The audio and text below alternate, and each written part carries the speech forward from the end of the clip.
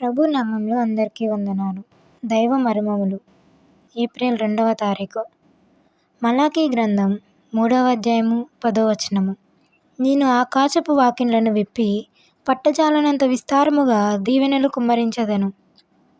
మన డబ్బును వాడు సందర్భంలో కూడా పై మాదిరి అవలంబించవలెను.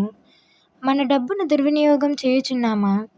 నన్ను అడిగిన వారికెల్లా ఇచ్చుటకు గతించిన దినములలో నా జేబులో ఎప్పుడు నాణెములుండెడివి. అయితే ఒక దినమున దేవుడు, ఇది నీ డబ్బు కాదు, నాది, నా డబ్బును వాడుటకు నీవెవరువు అని ప్రశ్నించాను. ఆ దినము నుండి దేవుని అనుమతి లేకుండా ఒక్క పైసా కూడా నేను ఖర్చు పెట్టకూడదని తీర్మానించుకొంటిని. నీ సమయము, డబ్బు దేవునివి, నీ డబ్బు నాదనియు నేనెప్పుడునూ తలంచలేదు.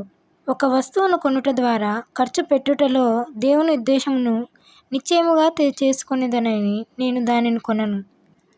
ఒకసారి నేను అమెరికాలో నున్నప్పుడు నా వెంట్రుకలు చాలా పెరిగినవి. వాటిని కత్తిరించుటకు డబ్బున్నది, కానీ దేవుడు కత్తిరించుకొనుటకు స్వేచ్ఛనివ్వలేదు. 3 వారాలు ప్రభువును ప్రార్థించి తిని వెంట్రుకలు చాలా పెరిగిపోయినవి. మినియాపోలిస్నకు నేను వెళ్ళినప్పుడు ఒక మంగలి షాపులో వాటిని కత్తిరించుకొనమని ప్రభువు చెప్పాను.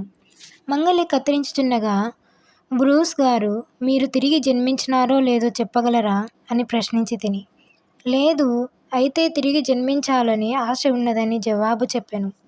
తాను ముగించిన తర్వాత బైబిలు విప్పి రక్షణ మార్గమును వివరించి తిని అతడు మోకరించి ప్రభువును అంగీకరించెను.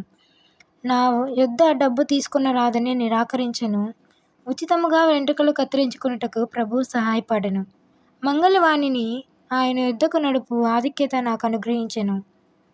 మన డబ్బు, సమయమును, శక్తిని గూర్చి లెక్క అప్పగించాలని దేవుని వాక్యము చెప్పుతున్నదని నేను నమ్ముచున్నాను. ఆమేన్.